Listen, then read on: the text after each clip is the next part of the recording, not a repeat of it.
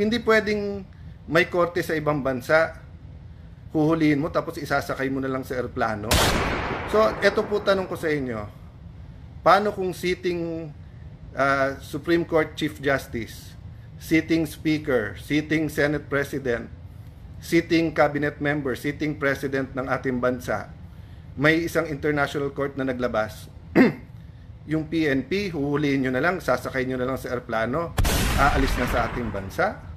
Diba? So, yung President, napaka-importante. Good evening, everyone. There's so much confusion. Hindi dapat ito. So, kanina, pasensya na po kayo kasi napaka-windy, so baka hindi nyo po narinig yung sinabi ko. As you know, I've been talking about principles and values, trying to be constructive, trying to be supportive sa lahat. But sinabi ko nga kanina na dapat yung legal remedies are available to everyone, and yung due process is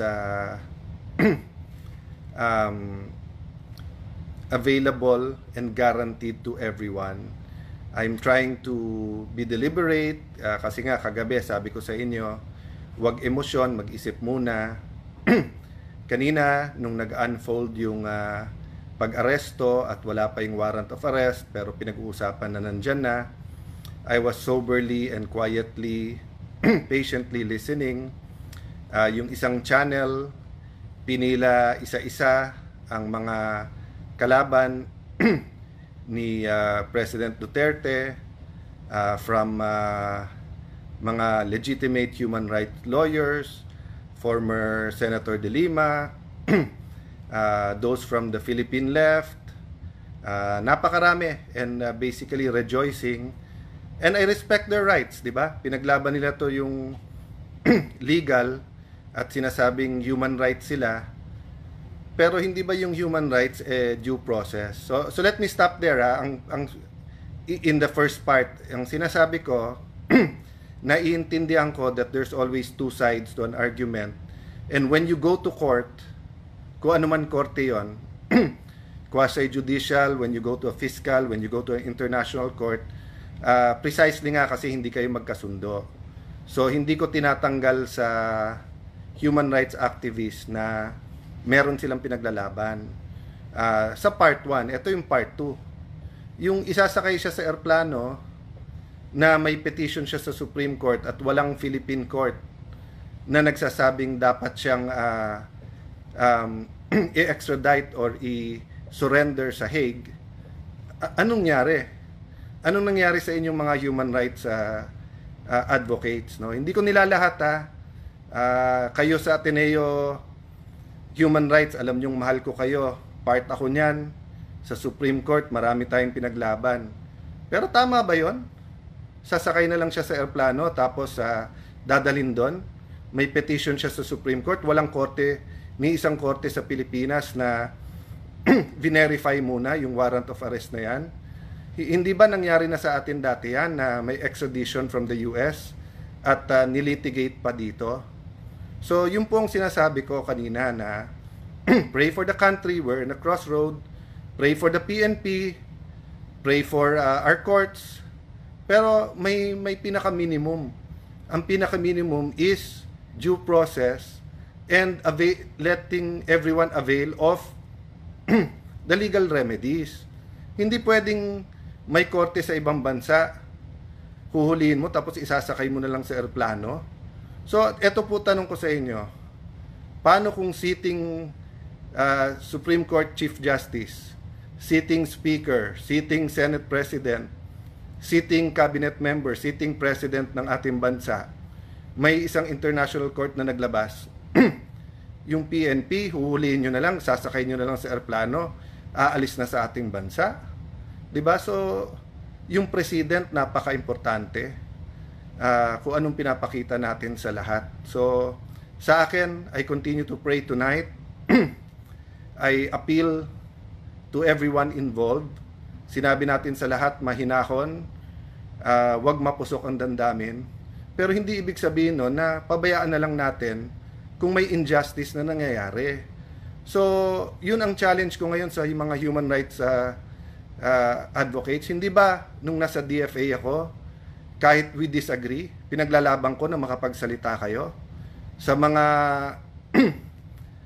foreign, sa mga ibang bansa, sa mga embassy, sa human rights sa Geneva.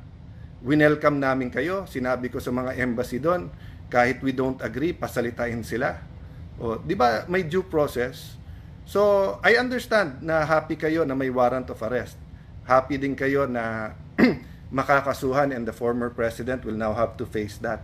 But hindi ba part of facing it is kompleto muna legal remedies niya ngayon? So, di ko lang alam baka may nagsasalita na, baka tahimik pa. Tinitignan ko sa TV bago ako umalis kasi meron pa akong taping at appointment tonight. Tinitignan ko walang mga human rights na nagsasabing tama yung warrant of arrest pero sandali lang, mali na sinakay nyo na lang sa airplano at padadala nyo sa ibang bansa. Yung ang PNP pagka may hinuli, di ba, na aktivista, sabay-sabay na lahat ng mga human rights activists na ba't nyo hinuli, give them kailangan may abogado sila, kailangan due process, nabasahan sila and everything ganyan, no? So kanina binasahan ng Miranda rights, may warrant of arrest, so okay yon.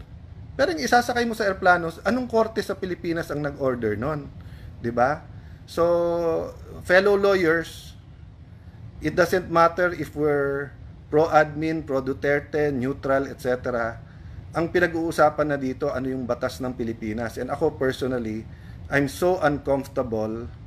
I'm much more than that, but I'm just trying to maintain my cool na pwede talagang a foreign court will order tapos arestuhin mo dito. Sige, sabihin mo pwede yon, but hindi ka pwedeng pumunta ng korte at hindi pwedeng i-sort out muna ng korte yon.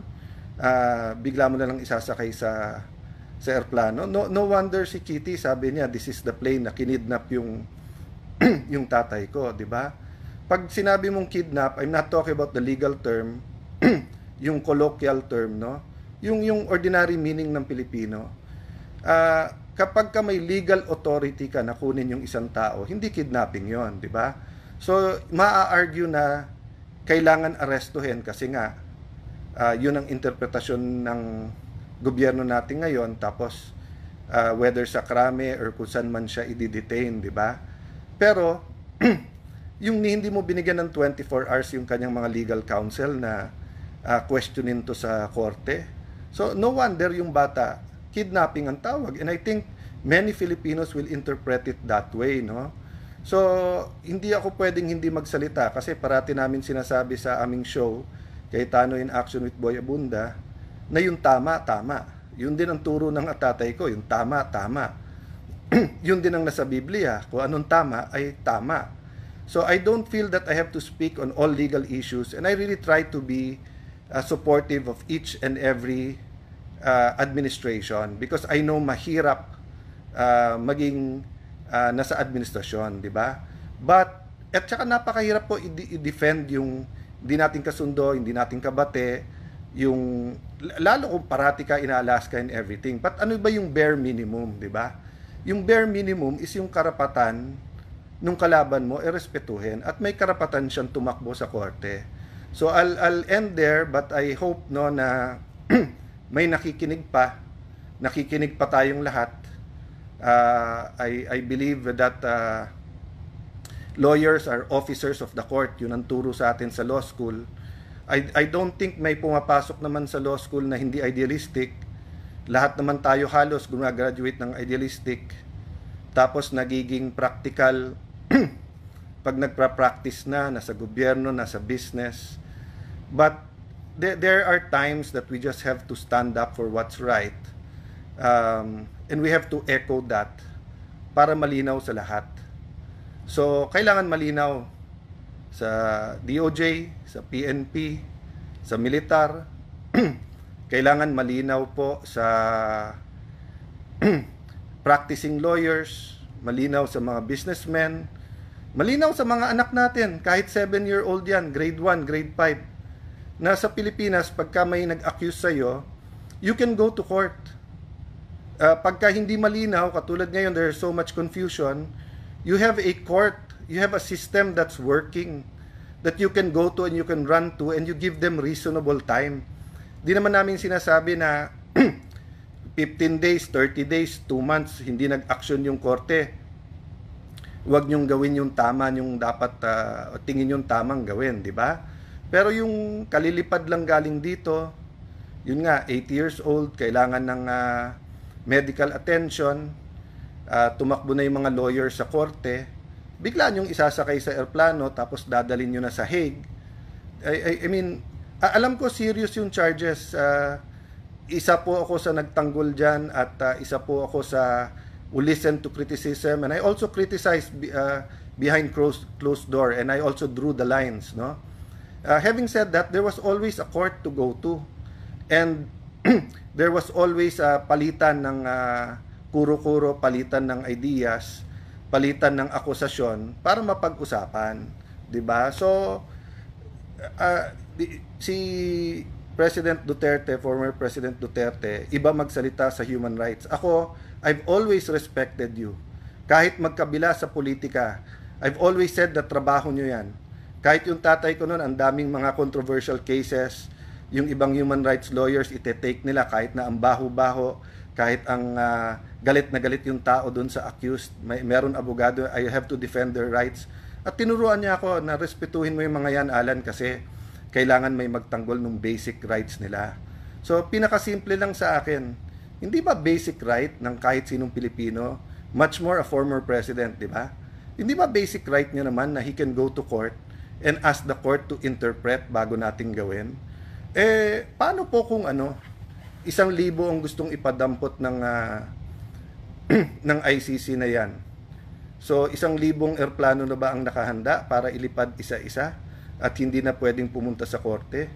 Baka sabihin nyo sa iba sa inyo na absurd naman yung sinabi mo, Kuya Alan. Hindi po, sa debate po may tinatawag na argumentum ad absurdum. You bring the argument to the absurd para nga you can assess kung yung ginagawa mo tama, 'di ba? So, let me pose that question.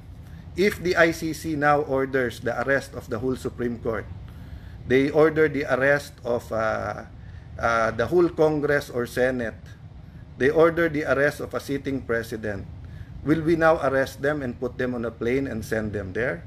Sabihin nyo, absurd. Hindi So, nung 2022 halimbawa, nung bago yung administrasyon, you have 2 Congresses who supported PRD.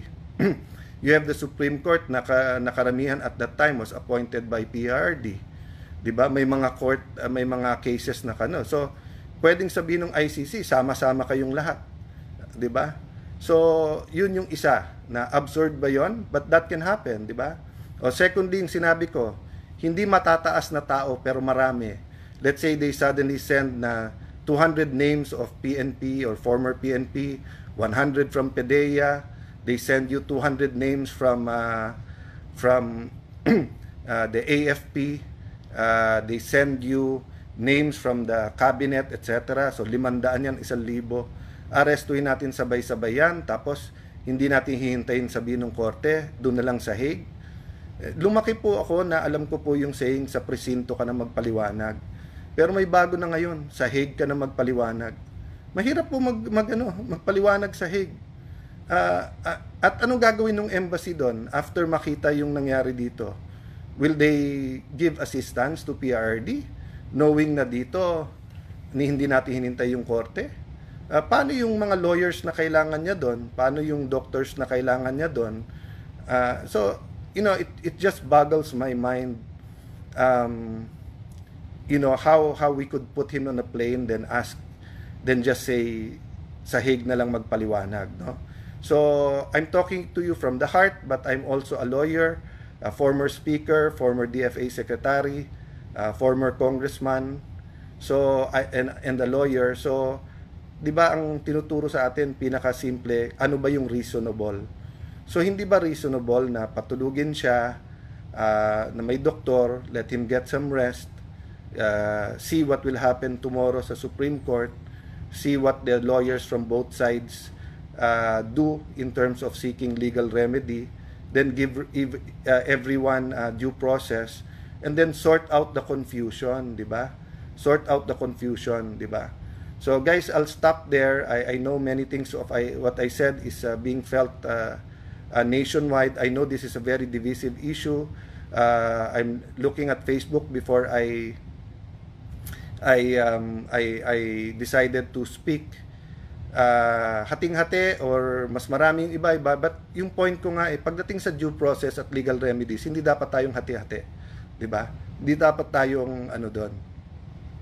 Dapat yung pinaka-simple na let me leave you with this. Ang Diyos ay all-knowing. Alam niya na kinain ni Eva at Adan yung forbidden fruit. Pero ano sabi ni Lord? Nasaan kayo? Ba't kayo nagtatago? Tapos nung sinabi ni Adam and Eve, we're hiding, we're naked, sabi niya, why are you naked? Alam na ng Diyos kung ano nangyari, pero binigyan pa rin niya ng due process si Eva at Adan by asking them. So when the lawyers go to the court and saying, ano ba tong warrant? Ano ba tong ICC? Tama ba? Mayroon bang jurisdiction? So, ngayon sa media nag-argue lahat ng abogado okay lang yon para maintindihan natin. Pero, pagka nilipad mo na, mutin academic na, ang Hague ba susunod pag sinabi ng Supreme Court, ibalik mo yan? Ang sasabihin ng Hague, kami na may jurisdiction dyan, no? So, I don't think may conflict yung sabi, Roy, umiyak ka lang dyan, wala ka nang magagawa kahit lumuha ka ng dugo. Hindi totoo yun, Roy. Una-una po, ang pag-iyak sa bayan, pag-iyak ng puso namin dahil nga walang due process, para sa atin lahat yun, para din sa iyo. Kung ikaw o kamag-anak mo ihulihin tapos sabihin sa iyo, sa Hague ka na magpaliwanag. So, ganito din po ako kung ang hinuli ay taga-admin ngayon. Ganito din po ako kung ang hinuli ay kalaban namin sa Taguig. Siguro wala lang ganitong public attention dahil hindi natin papansinin lahat, di ba? Patunayan kung mali, simple lang po. Pumunta ka sa law school, kahit sinong teacher sasabihin sa yung mali kasi may due process dapat, di ba? Due process, there is no power in this world that is above due process. Not the United States of America, not the United Nations, not NATO, not the ICC. Sabi ko nga sa inyo, ang God above us Pero makikita mo, all throughout the Old and New Testament, may due process siya. Di ba? Nagtatanong muna at binibigyan tayo ng tsansa. Of course, tayo guilty, no? So mga kapwa, mga kapatid na abogado, regardless po kung administration tayo, opposition, and I'm not speaking against any one person or any one group. I'm just saying mali. Ang tama ay tama at mali ay mali.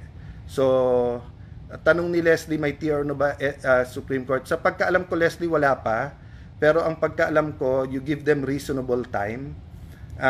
Ang problema kasi pag nasa airplano at lumipad na, susunod ba yung piloto pag sinabing may Supreme Court, TRO, wala ka na sa jurisdiction ng Pilipinas. Pag nandun sa Hague, pag nag-utos tayo sa Interpol, ibalik nyo si Duterte dito, ibabalik ba nila? 'Di ba? So, 'di ba nangyari 'yan sa gusto ng US kunin na kaagad si Congressman Jimenez? Ang haba pa ng proseso na nangyari.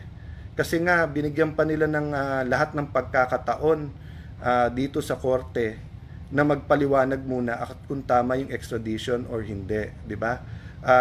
Sabi do meron na daw. So kung meron good. I really don't know. That's why I said may